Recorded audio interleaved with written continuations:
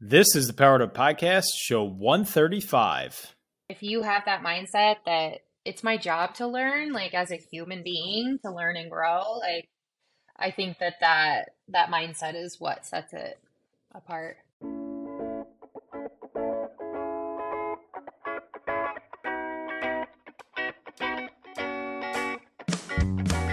Welcome to a real-world education with insight and advice from teachers in the game, where current and former educators reveal what truly sets apart the great teachers and what it takes to make a positive impact on students. Whether you're in pre-service learning, new to the game, or a seasoned veteran, this is the show for you. You'll leave feeling inspired to take action because we are powering education by empowering you.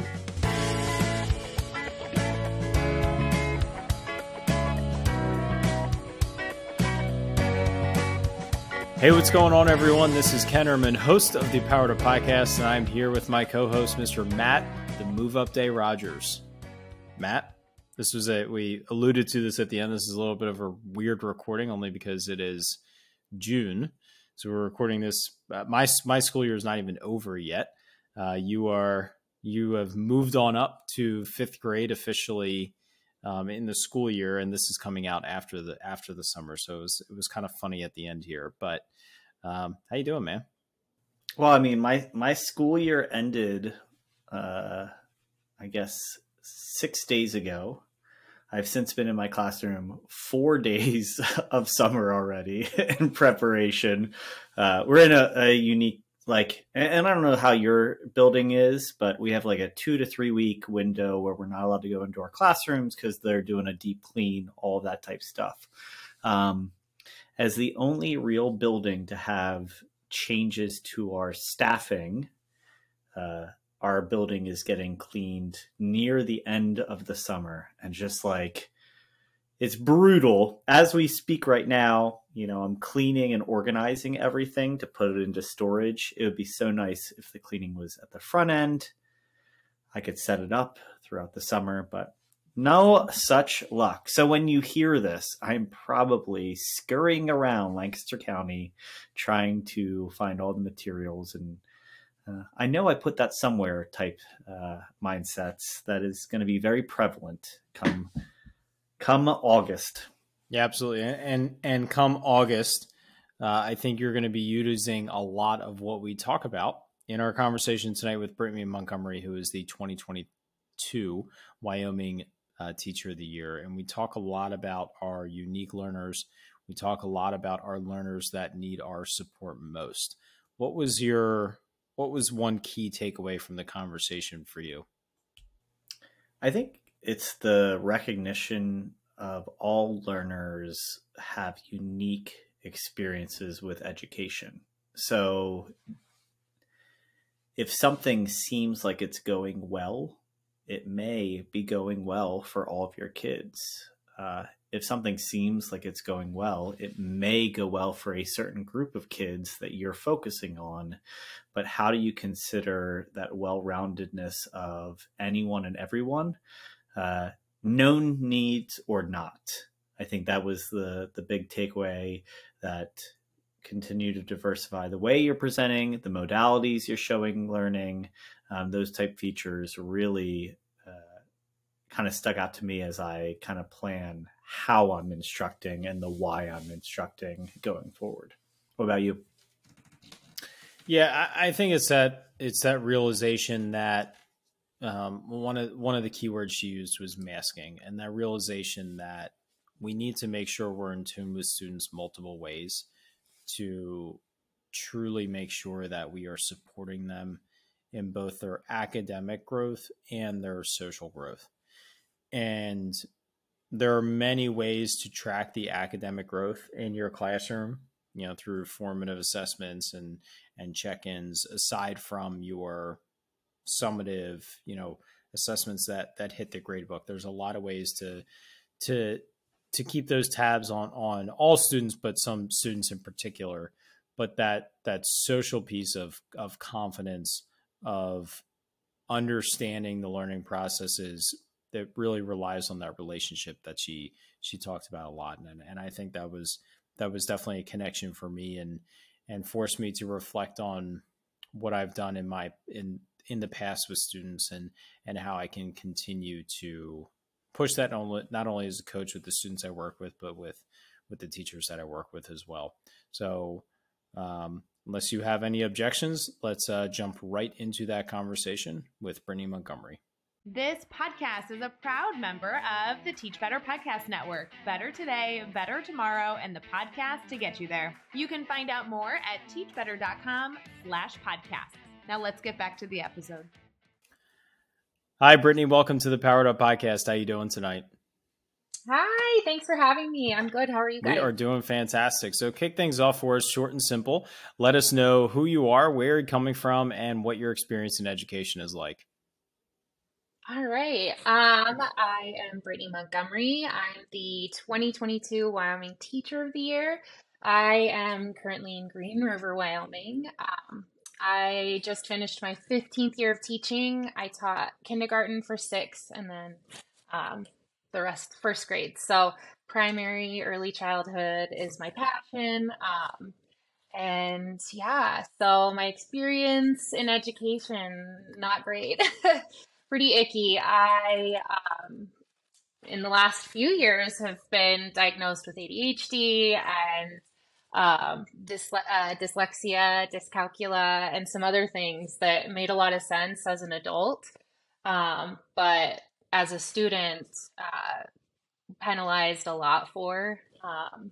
And so I was like done with education once I got out. And then somehow when I was in college, I realized like, oh, you could be the difference. Like I could help instead of, there's another way. When I was going through college, there was a lot of talk of like, let's change how we're teaching kids. And it really helped me see like, there are other possibilities and other ways to help and support. And so that really drove me. Once I found out I can put some of my stuff to purpose and I can help other kids navigate it differently. That inspired me. And then once I was put in front of kids, it's been just the most amazing journey. I wouldn't take any of it back. It's been amazing. So yeah, that's amazing. And I appreciate you sharing that with us. So when you found yourself landed in front of students based on the experiences you just talked about and learning about yourself and learning about how learning can be different, what do you think was something that you initially did differently with your students that you likely would not have without those life experiences that maybe was incredibly effective off the bat, or you still do today, or even if it faded away, but what was something that you felt you did differently because of your life experiences to make a difference for those kids? I think one of the biggest things from the very beginning was recognizing that being the teacher in front of these kids is a privilege, and that their parents are giving me this incredible gift that means the most to them. And so from the beginning, before school even starts, I connect with parents. And once I was in a building and teaching kindergarten, teaching first grade, I started building, relationships with the families. And when I moved up into first grade, then I had a whole year to build relationships with kindergartners. And so relationships with the students and their parents were number one. And again, just recognizing that it's a huge privilege and an honor to have their child, and that it's also a partnership, and that all we want is the same thing for their kid to thrive and be successful. And also the other thing that I think that I do differently is also I'm very vulnerable and I'm very honest with my parents, and I let them know, you know what, this was icky for me when I was a kid. I tell kids all the time, this is hard, and I started working on my doctorate, and so I've been able to, when I was working on my master's and now that I'm working on my doctorate, I've been able to tell kids like, Ms. Montgomery's still in school and she's still struggling through it. Like I just, bombed a paper the other day, and it didn't feel great, but remember, we have that growth mindset. And so, again, just being vulnerable and letting them know I am not perfect just because I am an adult. I have learning disabilities. They don't disappear magically because I'm 18 and older. And another thing, one of the greatest lessons I swear that I work with and teach my kids at the very beginning is we're all talking about things, strengths and weaknesses, and I am not able to ride a bike. And I tell them every year, and of course, first graders, kindergartners are like, "What? That's ridiculous!" And they, huge mock. And then I sit there and I'm like, "No, like for real, Miss Montgomery, I have no balance, no coordinate. Turns out that's somewhere on the spectrum. Didn't know, but I do now." And so, they just, and then all of a sudden they're like, "Oh no, we love this person and we totally just shamed and humiliated her." And we have very great conversation about it. Age doesn't matter. Just be kind, and then we talk through, well, how do we apologize? And, just a lot of the, what do people call now, the soft skills that we don't necessarily think are important. And probably the other thing is working on those executive function skills that everyone assumes kids have. They don't. And if they do, they probably forgot. And again, we all could use a friendly reminder once in a while. So I think those kind of things are, they don't teach you that stuff in your undergrad or, anywhere really.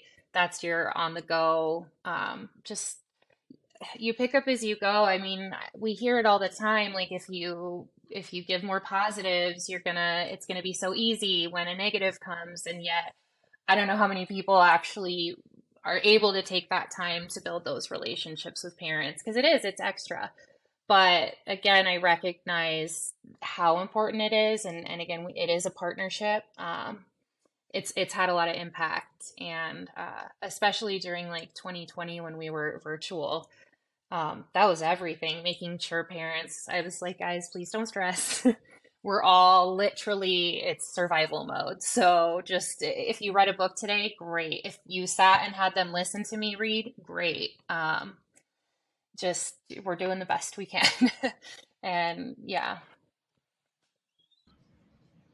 For the first time ever, we have lost part of our recording on the Powered Up podcast. So I am sad to say this, but also proud at the same time that we've gone 134 shows with really out any major technical difficulties. So for a short portion, the beginning of this episode, we are missing two of Matt's dialogues and questions. I felt that it would be inappropriate to remove anything that Brittany said. So we are going to continue on with the podcast. And the next time you hear Brittany talk will be a reaction to what Matt said that I don't have record of. And there will be one other time where we hear Brittany respond again to Matt. So it's a couple prompts from that we're missing, but the content that Brittany offered was too valuable to allow any of it to be removed from this show. So I apologize. Thank you for being a dedicated listener. And let's get right back to the conversation with Brittany. Right. Oh, goodness. So much to unpack, right? Let me think. I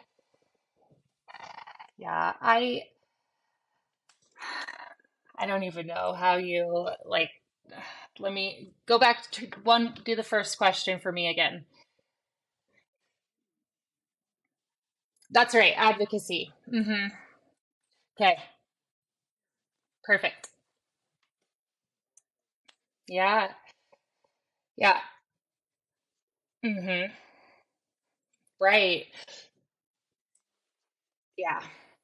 Right. So one of the things that I've again been able to do, like it is my generation right now that's raising a lot of the kids that are in elementary where I'm at. And it's been again very eye-opening, because I think when No Child Left Behind was kind of right around when we were, moving forward, and all of a sudden it was like math and reading were everything. If you were not that kid, your life sucks. Like it was awful. I mean, lower and slower, or, just again, I needed my hands to be moving, and I needed to be touching and saying things out loud, and more projects and cooperation. And all of a sudden, I'm not allowed to be in the same classes with kids because, their academia is up here, and here's me, I'm very distracting to, a certain level of, they need, anyways, I'm sure you can relate. And so it's been comforting, I think, to parents also to tell them, like, because they're seeing now with their kids, like, you told me I was going to be successful if I went through this, and if I went to college, and now my kid is here and I'm not great, and they don't seem very good either. And so it's like, what's going on? And so I'm able to work with them. And again, just because of that vulnerability, I'm able to say, like, again, this is what it looks like when your kid with ADHD, or mom, like, this is something that helps me. It may not help them, but let's try it. I make sure that anything I put in place in school is something that's easy, transitioned into the home if interested.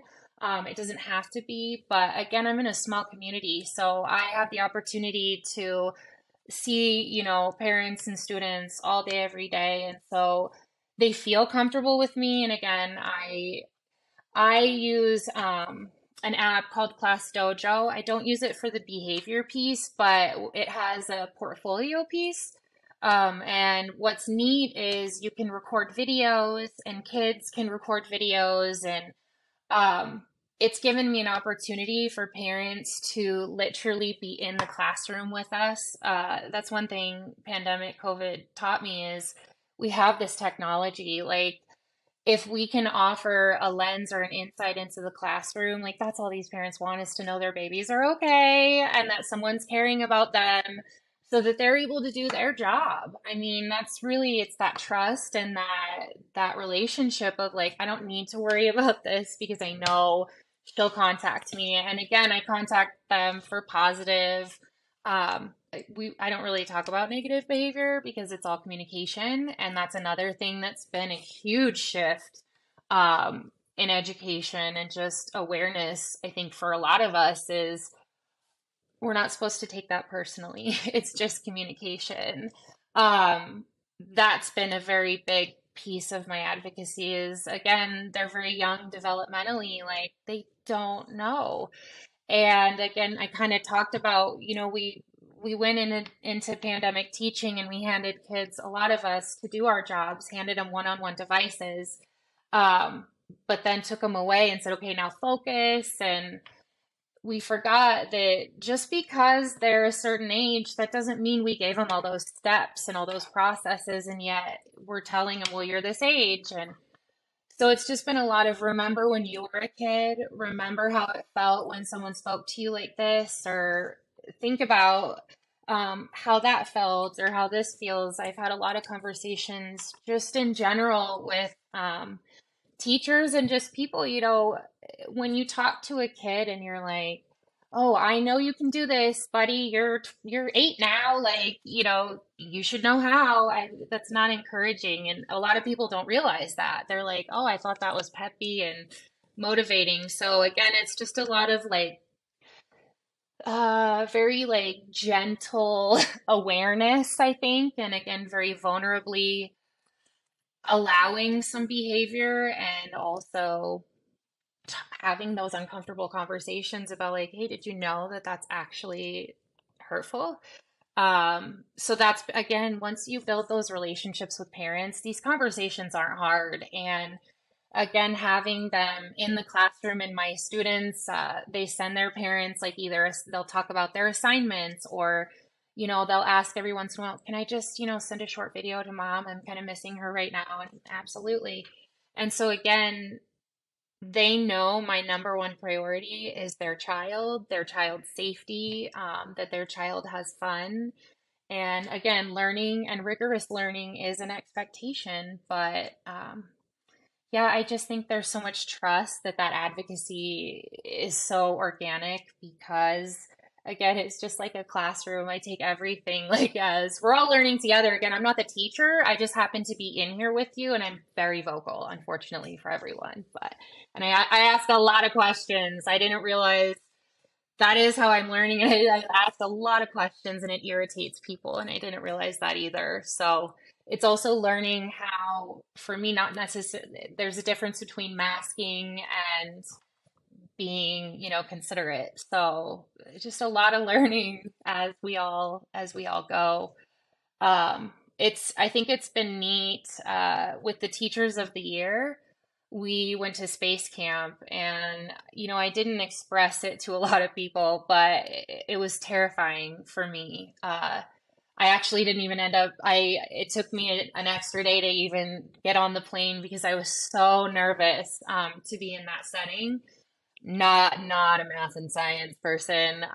Again, at kindergarten and first grade, I'm kind of like, we're done here. I just now, after 15 years, understanding place value, because no one ever taught me what that was. And so now that I've played with it and I've broken it, I'm like, oh my gosh, why didn't people tell me? Like, there was a whole different way to know this stuff. And so we're at space camp, and you're in these simulations where you're like an astronaut, and everyone just gets really heated and amped up. And, at one point I'm sitting there, you have like a script that you're reading, in these simulations, trying to have, this spaceship moving and stuff, and everyone's trying to work together, but no one knows what they're doing at the same time because we're not astronauts. And you also have these like college kids that are your like chaperone people, and they're in your like there too. And there was this moment where we're trying to do something, and of course the spaceship, it's like sideways and it's not good. And our people in the cap, they're all yelling, and I'm supposed to be reading something on the script. And again, I didn't know I had dyslexia. I didn't know that was a thing. And so I'm looking at a script, but you're also looking at a computer screen, which had like letters and numbers. And then I have these kids behind me that are like, again, they weren't trying to, but it's harmful. But they were like, oh, did you know that that's like the kindergarten, simulation that you're working with, that we have like 3 other tiers above? And I'm like, as an adult, and I just like, and then they were telling me to say something, and I'm trying to read it. Nothing is, and I just started crying. And, everyone kind of stopped afterwards, and they were just like, what? And I was like, you guys, this is what your students feel like. And instead of stopping and supporting, we're yelling, we have people mocking. Like, again, yeah, I'm an adult, but it doesn't mean it's easy, just because. And so it's been a really interesting learning curve and learning experience. I've had a few of them reach out and say, thank you for reminding us, and thank you for also like providing that lens of like, remember, we don't lose that. Or again, it's uncomfortable as an adult to be like, hey, I have no idea what I'm doing here, and none of this makes sense to me. So that's been huge too for advocacy, reminding teachers like, guys, you got to be looking out, because they're not going to tell you. You have a lot of masking. You have, again, just there's a lot of insecurity within disability. And that's also what's hard for parents, like thinking about like an IEP table. I've been on both sides now. I have young children, and they're both on 504s. And so it's like, it's very interesting, that too. And reminding the team of teachers that this is what it feels like as a parent when there's 10 of you and 2 of us, and it's just negative, or can't do. So it's just, again, it's been a lot of that, like very gentle awareness and learning and reminding, and just everyone trying to do a little bit better, right? Because we're all learning.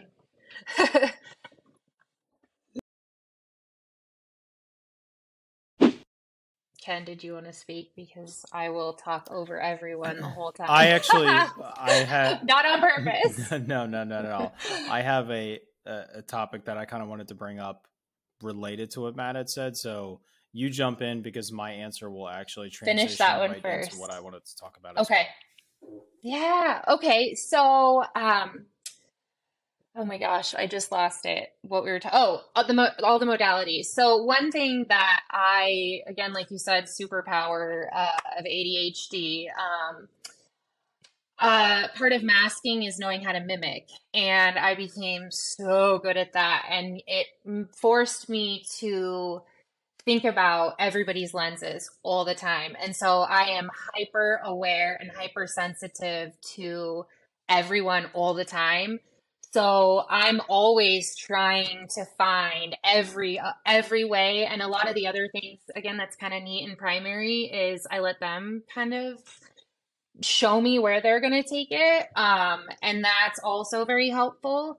I provide a lot of like, okay, we learn it in these ways. I have a few like certain things that I take data points from that's universal, but then, at the end of the week or at the end of a month, like they're going to show me in the way that they want. So maybe they send a video to mom, or dad, or maybe they're drawing something for me and they get to show me in their way. And again, primary is neat because it's just so easy, I feel, to do all the things at once and to not, and because I see it so fluidly, I don't see the topics blocked. I know a lot of people see everything blocked, and it's something that I've been trying to get people to play with more. Again, primary, you have that opportunity to have more fluidity and to have like project based and stuff like that. But again, that's hard to track and stuff. So what I find is because I do so much of all the different, we go really deep sometimes and we needed to rein it in. And so there's times where I need, which is nice again to have balance and to have, people reminding me like, hey, we gotta come back. Like we gotta get all this done at the end of the year. So for me, it's not a challenge because I love that. And it's important for me again, because of my experience, to teach kids that again, not only do we look, feel all different, but it's important that we learn how to learn like others because it provides us that empathy and that lens. Again, I'm sure if, Ken, if you don't have ADHD, I'm sure,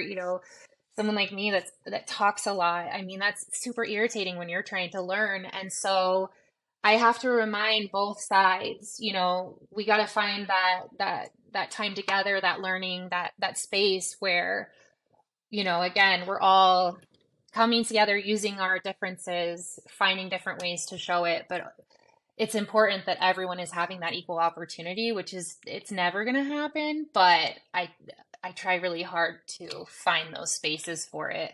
And I don't know what it looks like in middle school or high school because it's such a different world. But I feel like primary, we have that opportunity kind of organically, if that makes sense. It does make sense. And my personal academic experience was not the same. I I was good in school. Yeah. It was I wasn't at it's not like I finished in the top 10% of my class or anything like that, but I could participate in just regular classrooms, do my work, and I was pretty much good to go. And a lot of times I was pushed into higher level classrooms at times where I should have been and other times where I shouldn't have been. The one thing that I think supported me in having some academic experience that helped me support struggling students was my reading abilities. So I was typically in honors English classes, especially in middle school, because my comprehension was good and my writing was good, but I read extremely slow. And I actually stopped reading books and finding ways to cheat, like Spark Notes and different things, because I couldn't keep up with the pace of reading in my classroom. And then it just kind of spiraled out of control where I realized, hey, I pulled it off that time. I can't, that book's way too long. It just kind of spiraled from there. So it was like a little bit of a different experience, but a little bit the same in that sense. And so as a teacher, I was, just because I didn't have that experience didn't mean that I wasn't aware of the students that needed that support in my classroom. My first class I ever taught was second grade. And I will never forget, I had this student, His name was Patrick, and he clearly had ADHD. I don't think it was diagnosed at the point. I was a long-term sub at the point. And I remember he was standing in my class. He was always a distraction. And I put him in the back of the classroom, just the way it was positioned. And he was literally dancing the whole time I was teaching. And it probably came from frustration. I truly don't remember why I called on him, but I remember calling on him, and he answered all my questions spot on. And I said, you know what? Dance away, Patrick. Stand in the back of the room. Like I obviously keeping him in the front of the room wouldn't have affected him at all. It didn't matter where he was. To everyone else, it mattered where he was, but I allowed him to be him, and I allowed him to not be a distraction to others. And so I think in that moment was a big learning curve for me to realize that, okay, there are ways to support all different kinds of students in what they need and when they need. And even when I was teaching fifth grade, I would typically have a conversation with my whole class because I wanted everyone to hear the message, but it was really geared towards, honestly, my more struggling learners and my gifted learners. And it was about study habits, and it was about work ethic. And I would talk about how there are students in this classroom working extremely hard to earn B's, maybe A's sometimes. And I said, if I had to make a bet on anyone that was going to be most successful in college, it would be those students in my classroom right now. So it was a confidence booster for those struggling students who were working extremely hard, but also to tell my advanced learners, listen, you could do absolutely nothing and get A's all year. It'll probably work till you're a sophomore in high school, but maybe a sophomore in college. At some point, that is going to run out, and you're going to need skills to fall back on. So that's why I'm spending time talking about these skills and teaching these skills to all of you. And so I think it's just really important to think about the different experiences that all of our students can have and how we can best support them in the moment and also in the future as they progress through academia, through jobs, through careers, all of those different things. So for teachers that let's say newer teachers that didn't have an academic experience like you, or teachers that feel like they don't know if they're doing best by all of their students, what are things that we can look for or things that we can think about when we're thinking about our most struggling students to make sure that they aren't masking and they aren't doing as well as they perceive to be doing, to make sure that we are supporting them as best as possible, but not hovering over them constantly and making them feel smothered. Right. So I think, again, we have got to build those relationships first because trust is essential in, again, being able to provide those accommodations, which they're entitled to, which is something, again, I think a lot of people forget. Like, do people realize what it's like to be the people with these like disabilities? I mean, like, we understand we're annoying, like we're super annoying to ourselves. So just again, remembering those lenses of, like you said, everyone's got a different experience. And so for me, again, because I have the luxury of working with these littles that are the most graceful ever.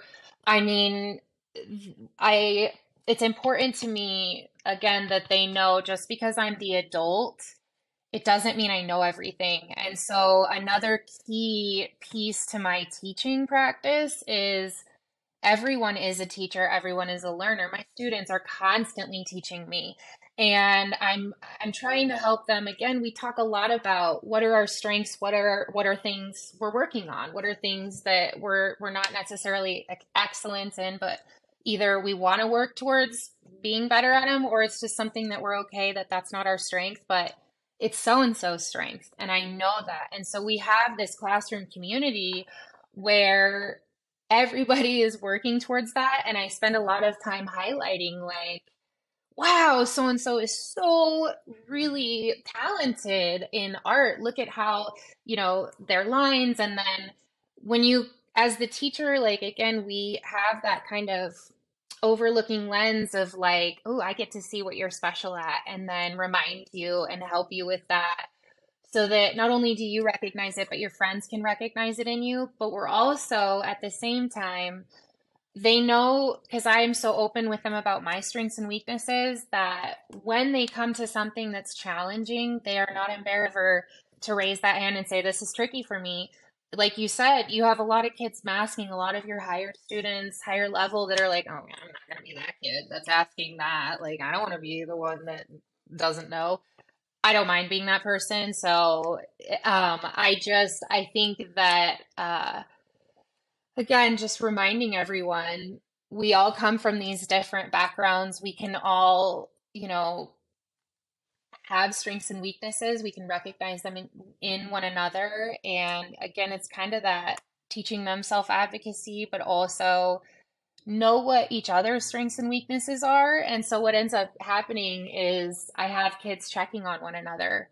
If they know so and so either doesn't like math, because sometimes it's that we just don't like it. It's not that we're not good at it, it's we don't like it. And so we need a little extra encouragement. And so again, it's sometimes it's not that we're good or bad at something. It's just it's not an interest, or it is an interest, or we just need a little bit of motivation. And so they organically start to recognize that in one another. And so again, like I'm able to do small reading groups because my kids just organically care about one another so much, and success and our learning is so important. They know that our time is sacred and it's short. Every day they're like, are you kidding me? We just got here. And so again, I think it's that relationship, making sure something that I think a lot of people might not realize is those, and I don't know if it's an ADHD thing or like just a thing with a lot of us in general, is I think people forget to root students and in the why. Like, what is the purpose of education? Like, why are we here? And it's not necessarily just to go to college, which is kind of the only narrative that's been pushed for a little while. It's really a pathway, right? Like we're trying to just create neighbors, and neighbors can do whatever career path. That's great. Again, if we're recognizing good qualities in one another and strengths and supporting, knowing I'm strong in this, I can go help my friend. Imagine what our community is going to look like, here in, my first group of kindergartners graduated last year. And so they're the adults now, and they have these skills because I taught them. And again, once you're my student, you're always my student. So we still talk, and they talk to me about, this really helped me. I was able to use this because I remembered that was a strength of mine, or, just again, if you root kids and purpose and why, again, like we're all here because we're learning. Like, yeah, we're learning first grade stuff right now, because we need that to go to second grade. And I said, but once you graduate from high school, you get to decide, do I want to go to college? Do I want to start a job? Do I want to take time to do something else? Do I want to go into the military? We have pathways. And again, if we start helping kids recognize like skills and that are strengths rather than, oh, you're going to be that career, I think it would open their minds and allow them to see like, it doesn't matter, again, what career I choose, like being a good person matters, having some of these skills where I recognize, oh, that person's struggling, like this is a strength I have where I can help. Or if I don't know how to help, maybe I can find someone. I just think that is just again, like it's maybe one of those soft skills that they talk about, but it changes the whole dynamic. I mean, it takes a long time. Don't get me wrong. It is not easy. It's very challenging work, especially when you think I have 20 kids and it's just one me. And we have right now, again, just extreme trauma, COVID trauma, but there's a lot of mental health, trauma that parents are passing on. And in my class this year, I actually had 3 students that have each had several life-altering surgical, transplants and life-changing things. And so like there's so much trauma, and then we have to get all the content. And again, a lot of them are behind because they just are. We're pretending COVID didn't happen. And so it takes time, but once those things are in place, like I said, it's so organic and it's very natural. And one of the most fulfilling things that I've been able to witness at the end of the year, again, like I like to take all of the things that we've learned and put them into place. And so at the end of first grade, my students choose an animal and they research it, they create a report, they create a presentation. They're doing all of this independently. They're, doing PowerPoints, finding in first grade. And then at the end, they do a wax museum where they dress as their animal and they are frozen and people press a pretend button and they have a monologue they've memorized and they come to life. And I mean, that in itself is like extraordinary. But last year, I had a student that very ADHD did not necessarily, he was excited to do it, but nervous. And he started and just immediately shut down. And one of the second graders that I had last year immediately, again, these kids don't really know each other. We don't have recess together. And he threw his arm around this kid and he starts like, just kind of like, hey, buddy, I think your costume's amazing. You must have picked this animal because it's your favorite. Like, tell me, remind me what was on your poster. Just like that. And I was like, all right, like we've done it. Like, so again, you can't measure it. You can't put it on a standardized test, but and still the rigor is there. So we can do both. I don't know. That's something I've been trying to teach for a very long time. And it's so compartmentalized. People don't think it can exist. And it can. It's tricky. It's not easy. Every day is not perfect. I talk a lot about, are we wanting compliance or are we wanting to, because again, in primary and elementary settings, there's this like expectation of a compliant, like quiet, that's what, and I'm like, that's not how I learn. That's not what I want. That's not really what it looks like when kids, but we've forgotten. And again, quiet compliant is so easy to manage and put them on a device that, so there's just a lot of stuff that just because it's easy doesn't mean that it's great. I had a conversation today with one of my former grade partners. I was in her room helping her, and she was telling me a story because we're in our last week of school, so we're recording this before the summer, even though it's coming out after. And she was just talking about the emotional growth of some of her students, and I was telling her that's what I miss most as an instructional coach. And so you've been teaching primary for 15 years now. So you have 15 years of knowledge. So for a teacher that is looking to not run a compliant classroom, like you're describing, and purposeful play is a big movement in my district right now, especially with our kindergarten classrooms. What are some key instructional strategies and tips, maybe especially from a management standpoint, but take it in the direction you need? So just in general, looking at our classroom, what are key instructional tips that you have for teachers looking to run a classroom that is rigorous, like you described, but endorses more of that purposeful play and that messy learning versus compliance, especially in our primary classrooms? Mm-hmm. So again, I think number one, you have to be comfortable with uncomfortable. That's something that I don't think we've taught, that learning is uncomfortable. Like it's not supposed to necessarily be easy. If everything, I think like, again, we're supposed to make mistakes. That's how we learn. And so, again, I think building those relationships so that your students feel comfortable enough to make mistakes in front of you. So make sure you make mistakes in front of them and allow them to see it, but also, allow them to communicate it with you. I have a lot of people that are shocked because, there's times where, again, I'm a human, so I get frustrated. I got 20 kids that sometimes they're all melting at the same time. It doesn't look great, but I have to remember I'm the adult.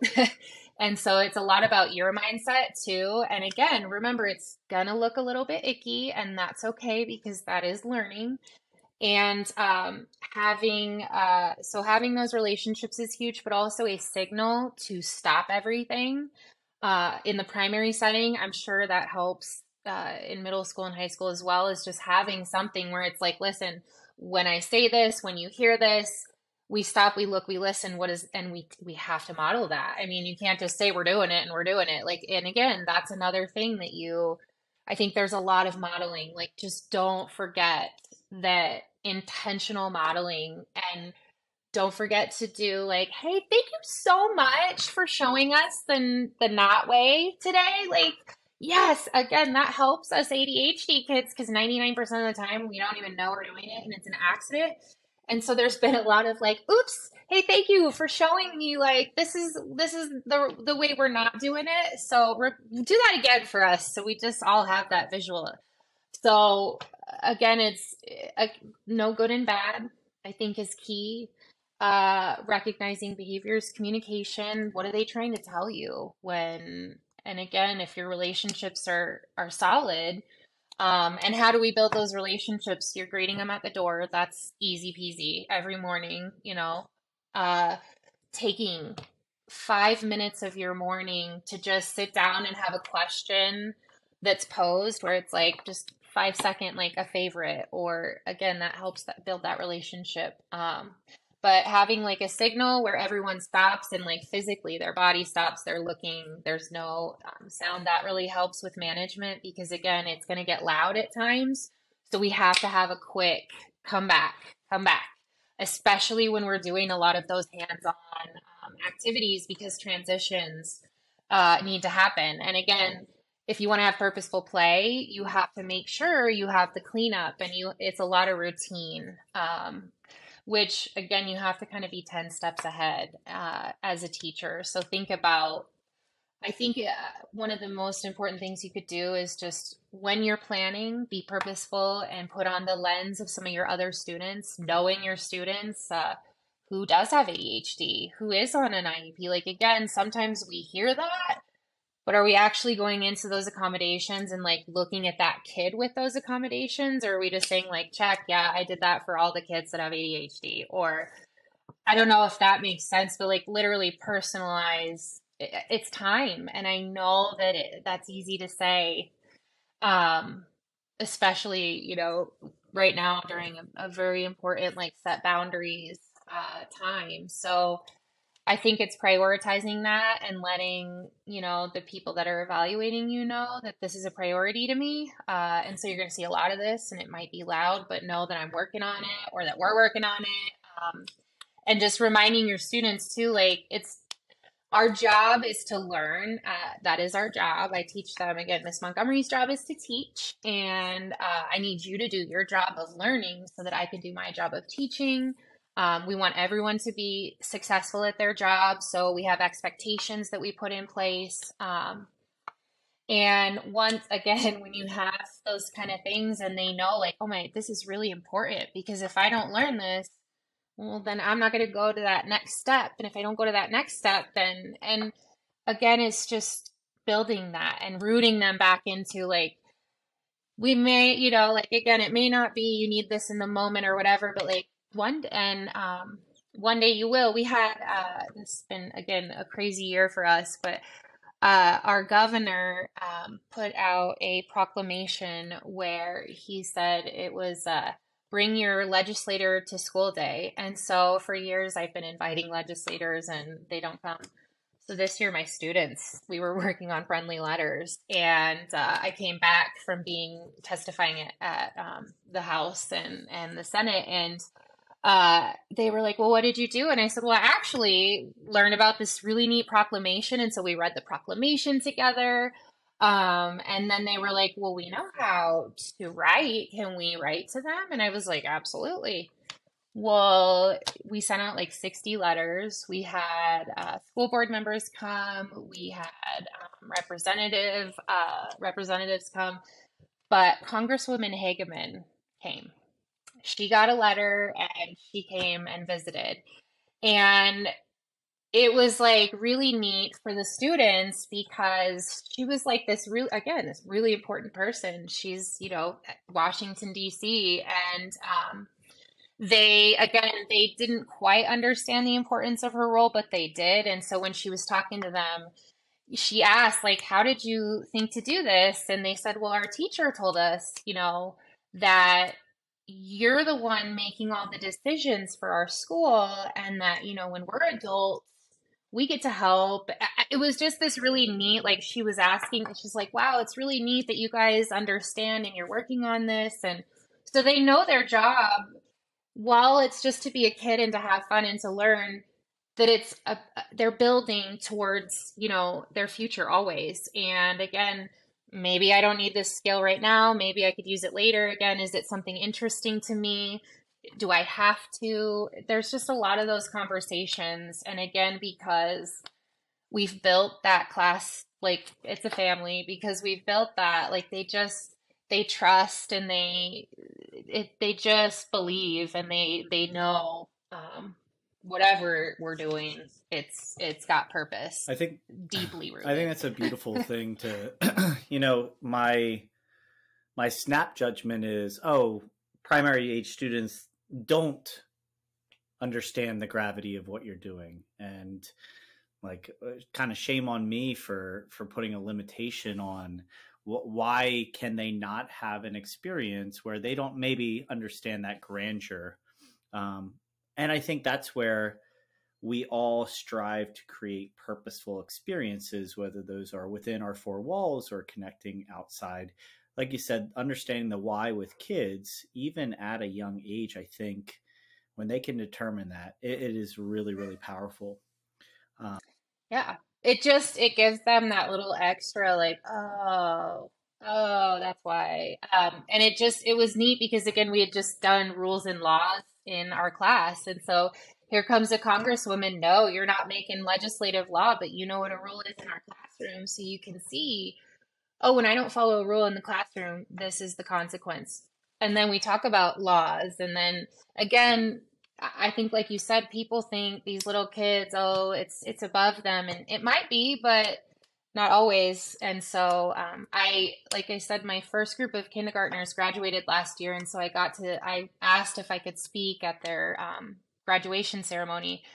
And at first they were all like, what? And get there, and I talk to them, and I'm talking to a lot of high school teachers, and I was like, I don't know why we don't have an invite every year. Like, we should fill the stands with all of the teachers. Like, I love those kids just as much, even after. I mean, I still, when I see them and they're taller than I am, I'm like, oh, I still see that little kid.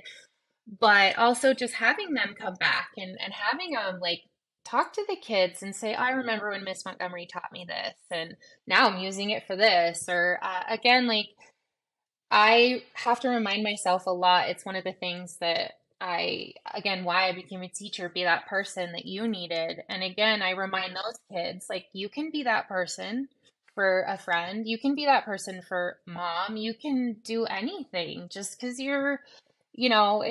age doesn't matter. Like, anyways, it's just been a neat, I think, lens to offer people. And just, again, like, I try and take others' lenses too. And yeah, I don't know. It's been neat. It's been really fun to watch. Well, and I even think that the foundation skills that you're setting up, whether that's relationship wise, whether that's instruction wise, leads into even their third, fourth, fifth grade experience. If that is a prioritization, which I think is generally a priority, how to do school in primary. I've never taught it, but to make it more purposeful. Not anymore. Yeah, to make it more purposeful. Because again, we got to hit the standards. And so again, people forgot, like, kids don't just show up like ready to go. Again, preschool is not mandated in Wyoming. Kindergarten is not mandated. You don't have to go to school until you're 7. And so for preschool, we have, a lot of kids, like, if you can afford it, you're going 2 hours, maybe twice a week, maybe 3 times. And then they come to kindergarten, and a lot of times, we just hand them a Chromebook and say, now you are a student. Smile for 30 minutes during whole group instruction with 20 kids doing all the things. Like, we got to stop doing that. And again, yeah, standards are important. They're critical, but our kids have to be present, and they have to feel like, again, I saw this meme where it was like, no wonder our like middle schoolers and high schoolers are zoning out. Like we've had them writing paragraphs since kindergarten. Like they're bored. And yet they don't know how to interact in person with their peers. And again, well, we took away play. We took away hands-on learning. And I think again, because that Chromebook or that tablet is so compliant, we think, oh, that's the best way to learn. A lot of times we, again, like I'm ADHD, technology is not necessarily my friend and it's not how I learn.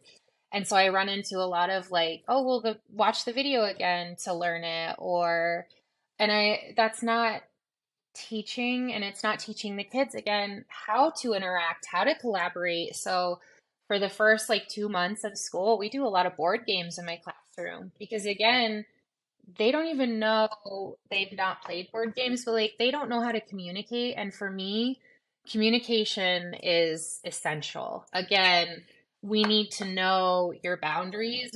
Because again, we want people to be successful. That's the goal. And so again, that's all built in. So yeah, again, I have to remind, people that are evaluating me, like, you're gonna not understand probably, or it's gonna look super weird, but like, yes, we're playing Go Fish, but it's with math.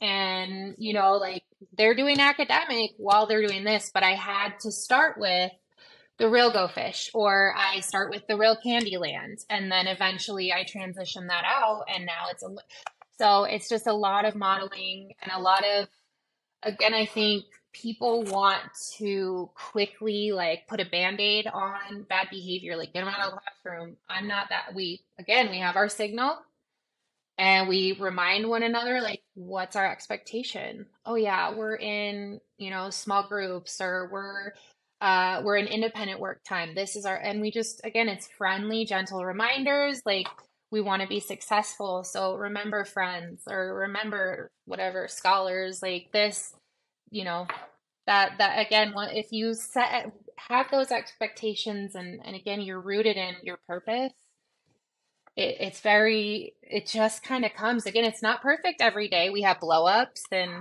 But another thing that was neat was I had a student this year that's blind. And so she had a one-on-one para with her to help with technology and devices and such. And so she had this like backhand seat of watching all of it. And just seeing these kids coming in explosive, screaming at one another, like, again, they're like 6, but they're ready to like tear eyes out. At the end of the year, they're like stopping and saying, I'm so sorry, that tone wasn't very kind. Or again, I have kids that stop me and say, Miss Montgomery, I didn't like that. Could you say it differently? Or could you, like, one of my kids was asking if they had earned something. And I said, well, what do you think? And she's like, we went through it. And she's like, you could have just said no. So they're very like comfortable correcting me as well. So one of the things that I think was interested in, and Ken, I hate giving you credit, but some of the things that we've had the chance to talk through in previous episodes, we've been doing this long enough with great guests like you, that rings true that I think about is the expectation of no expectations. And it doesn't matter necessarily the grade level that you're teaching, but a general reminder that at the end of the day, if I'm starting with a group and I'm going to hold them firm to something, I'm going to give the instruction of how I expect it to be done. And that works with my 9-year-olds. Obviously, Brittany, you have a different scenario with kids possibly never seeing school before, where you definitely have to do that. But I just think hearing what you're saying and merging it with some of the things that we know as human beings and educators, I was thinking about how you put caution tape in front of your door, metaphorically, in the, hey, you're going to come in and it may be chaotic, right? And that's okay. It doesn't take long for someone walking by to recognize that good stuff is happening, as long as good stuff is happening. If they come in and if they see disorganization or they see unruliness at a time frame that it's not being addressed appropriately, or You're not and sometimes that might be planned ignored, right? Like I might be planning ignoring a student that's trying to get feedback. Like Ken said. Totally. Right. Or like Ken said, they're in the back. Yeah. They just need to dance. Like, let them be dancing. If you can there is also that. If you can justify that at the end of the day, my classroom, there are sounds, there are, lights. I have harmonicas and kazoos, and I have the World Cup vuvuzelas. I'm doing these things. Now, I will tell you, I learned, especially at that primary, if you want a de-escalation, you should probably use a calming sound. And also, I know some teachers that use certain sounds to mentally trigger what they're transitioning to. So when it's time to get your math materials, a nonverbal is a specific sound they repeat every single day, or, bathroom time, you might hear over and over again, that you don't even need to give directions for them to already mentally know what's coming, which means your prompting is a little bit less. I think what I'm hearing from you that I've enjoyed quite a bit is just the idea of this inclusive nature of all learning in a direction of success, but also starting early on with, again, the foundation that kids can use to drive towards success 13 years past the time that they might be using you as they start their freshman year of college. And I think that's the beauty of it. And something that I also want to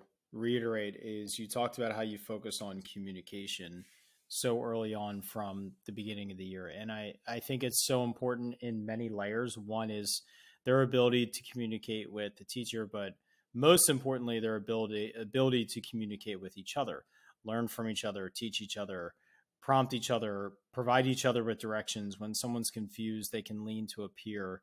But even adding one more layer to that conversation that you just said, Matt, about outsiders, administrators coming in and observing and seeing, is the student's ability to communicate with the administrators or the guests coming in about what is taking place.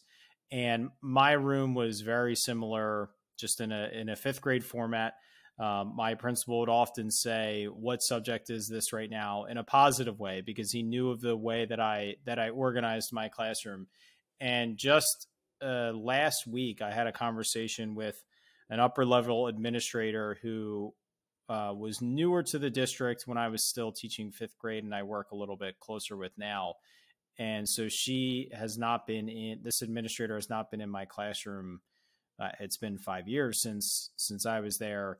And this administrator described my classroom and talked about how the students were in charge and the students were leading the learning in the classroom and describing it to another individual. And I was always big on, when an administrator came into my room, talk to the kids. You want to know what we're doing? Talk to the kids. And I was confident in the students' ability to communicate that, because similar to you, Brittany, I was focusing a lot of my time and energy on empowering them to be better communicators with themselves, with me, and with each other. So I would love to use this momentum to transition into our exit ticket, which is the same 4 questions we ask every guest every week. So along those lines, out of everything we've talked about, what is the best thing a teacher can do to make a student's school experience better?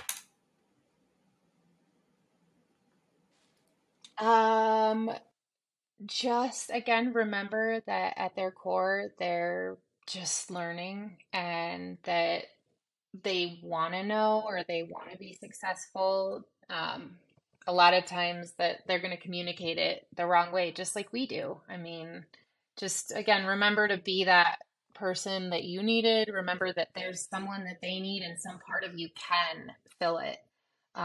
May not be perfect, but just build those relationships, even if it's just, I know their favorite color. So I can highlight things that are their favorite color every day. Just be there for them. Right now, I think people and students and we just need someone to listen and just know us a little bit. I think those little details, and it's silly, but using their favorite color as a highlight is a little touch that, whether they know it or not, makes a difference. So, what is the best piece of advice that you've ever received, specifically teaching related, but it may have come from a colleague, a supervisor, or maybe even a student?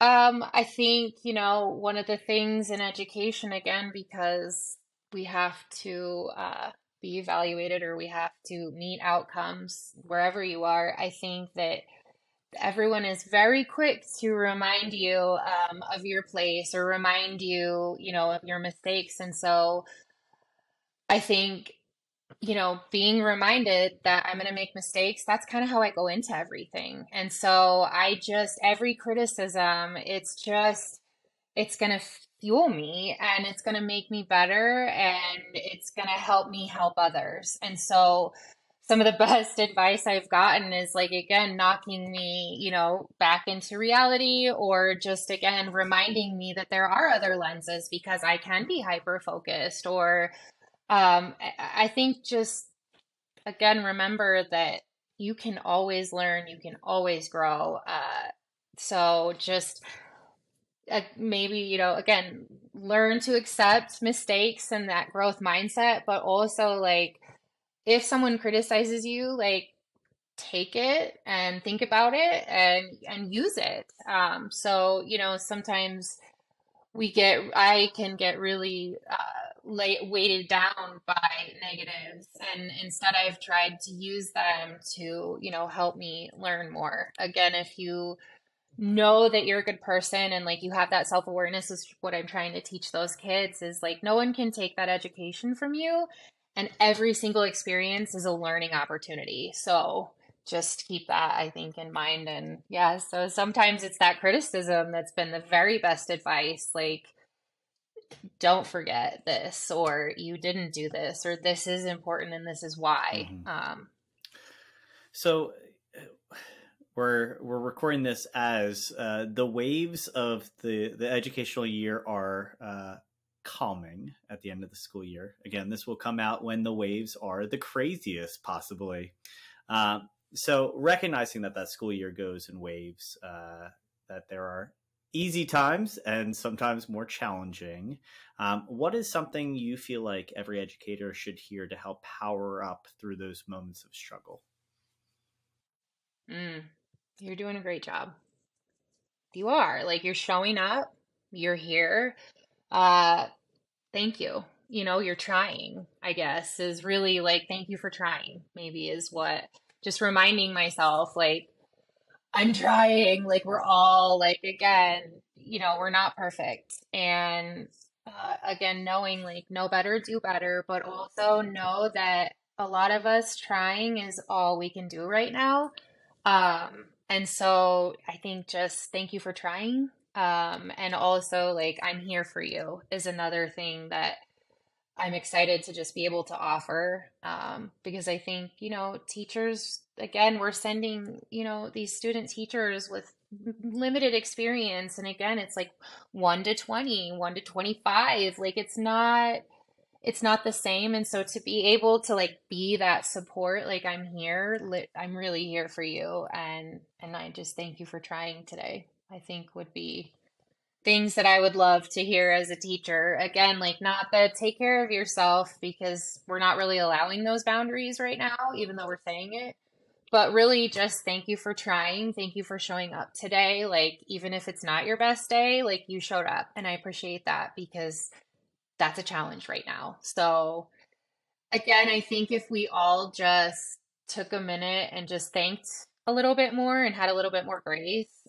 instead of being so quick to be like either pointing out all the negative or being so defensive, I think we'd be a lot better off. Absolutely. Yeah. So it's easy to fall into facilitating a repetitive classroom. What separates teachers who are the ones constantly seeking to change, innovate, and adopt new teaching strategies? Again, you're always learning. There's always an opportunity to learn something or to have a different strategy, a different tool. So just that concept of I am a lifelong learner. It doesn't matter. I hope I learn till the day I die, like something new. And so again, just if you have that mindset that it's my job to learn, like as a human being, to learn and grow, like I think that mindset is what sets it apart. All right. So realistically, I've enjoyed this conversation, Ken. I'm sure I can speak for you as well. And sad to see it come to an I've end. enjoyed it. How can we continue to follow along and our audience follow you as you continue to share great teaching practices and just all that you've learned? What are the best ways that our audience can continue to connect with you? Oh. I am on Twitter and Instagram and Facebook, all those places. And then I can share contact info with you as well. Because I do believe, just mentorship or even a lifeline of like, how do I find this? Where do I find this? Like, just that's what is going to really help and save us. Again, like, I don't know how I became a teacher of the year. I tell people that a lot. It's very confusing. And yeah, I'm like, but here I am. And like, I make mistakes all the time. So titles don't matter. Age doesn't matter. I mean, we are all learning and growing. There's things that we are successful at, things that we're working on. Like, yeah.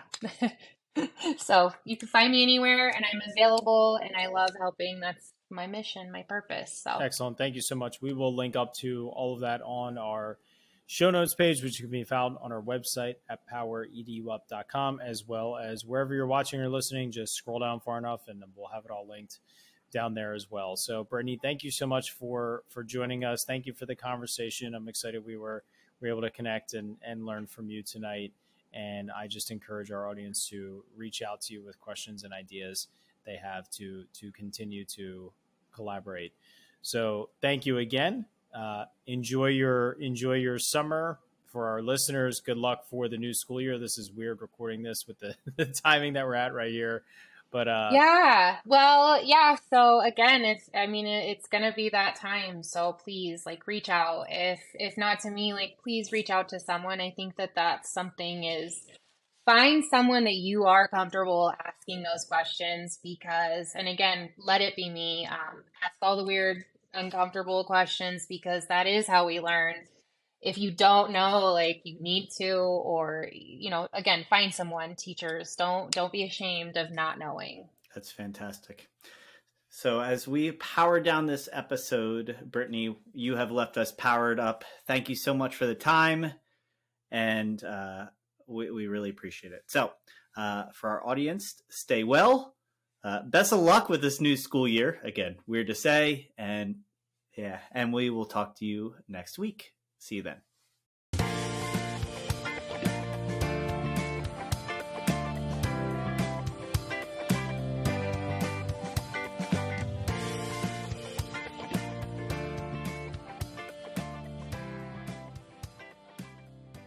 Thank you so much for listening to this podcast. If you haven't already, please subscribe on whichever platform you're listening to or watching us on YouTube. Each week, we get to talk to amazing educators who are making a positive impact on the lives of students, their colleagues, administrators, and education as a whole. It's been such a privilege every week to be able to talk to these incredible individuals, learn from them, grow with them, and better myself and all of education through these conversations. If you haven't already, please consider sharing this with a colleague, someone who can benefit and be powered up from the experience of listening to these incredible conversations. Because of Powered Up, we are powering education by empowering you.